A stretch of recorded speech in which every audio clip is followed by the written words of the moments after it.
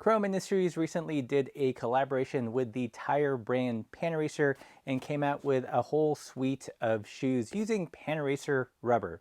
Of all of them, the most interesting one to me was the Southside 3.0. Full disclosure, I bought these shoes to review. You guys know I am super picky about bike shoes. I wanted to give my unfiltered take on this collaboration. Before we jump in, if you guys like this content, if you like what this channel is about, please consider supporting the channel by joining us on Patreon. You keep the videos coming, you help give me a budget to buy products and review them.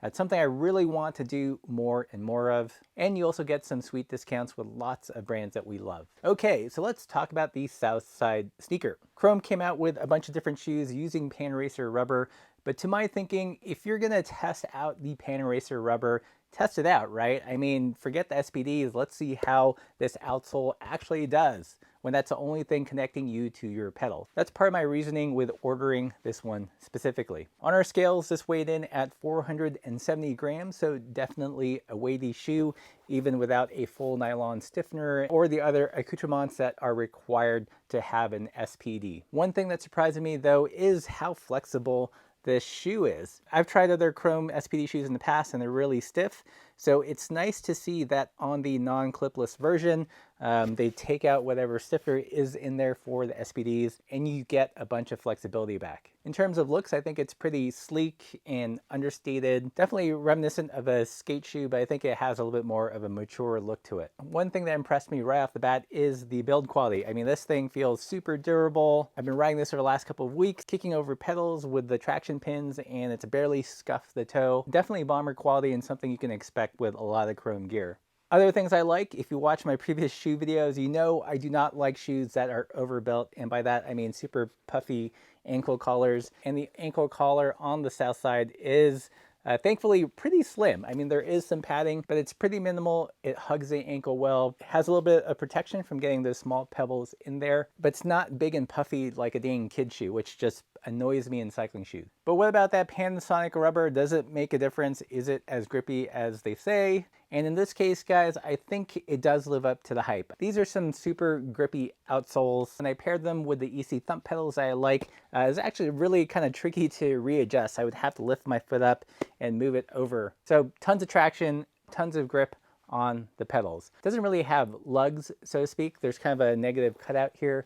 So if you were going to go on a muddy ride, take this bike packing, and had to do a lot of walking on greasy rocks and mud, probably wouldn't be the best performer for that. But when you're on the pedals, you're going to get all the grip that you need. Those are the things I like about the Southside, but it's not all sunshine and roses. There are a couple dislikes. One of them fairly significant, but it might not be that significant to you. So let's get into it. First big dislike, like I mentioned, is that it is on the chonky side. For a shoe that has such a minimal upper, man, this thing weighs over a pound. I'd love to see them take off some of the chunk somehow, maybe reduce the stack height, material, something, because I love the upper.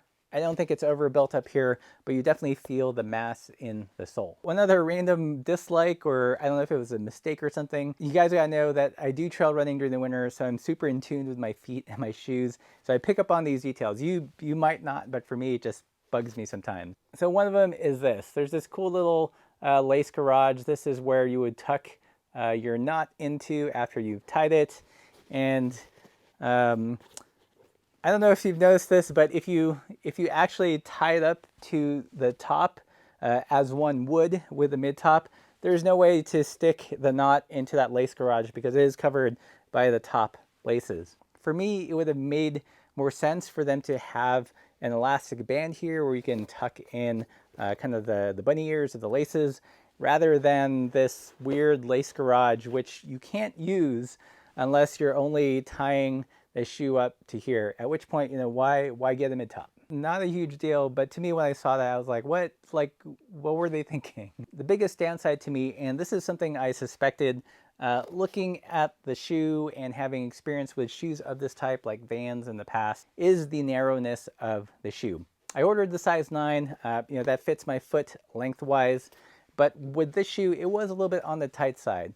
I did find that after the third or fourth ride, it started to give, so I'm a little bit more hopeful. But overall, I wish they started out with kind of a wider last here. One thing I did, which is really easy to do with any shoe, but this shoe in particular for me, was to redo the lacing. By that, I mean, you can see where I skip the second hole here, just run this under, and this immediately helped increase the width of the shoe to something that I actually like. Just for comparison's sake, this is the insole of the Chrome Southside, and this is the insole of the Lems shoes that I really like.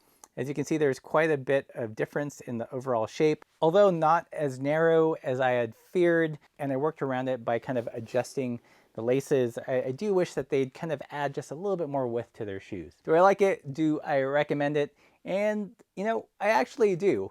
I love the aesthetics of this shoe. I love the color.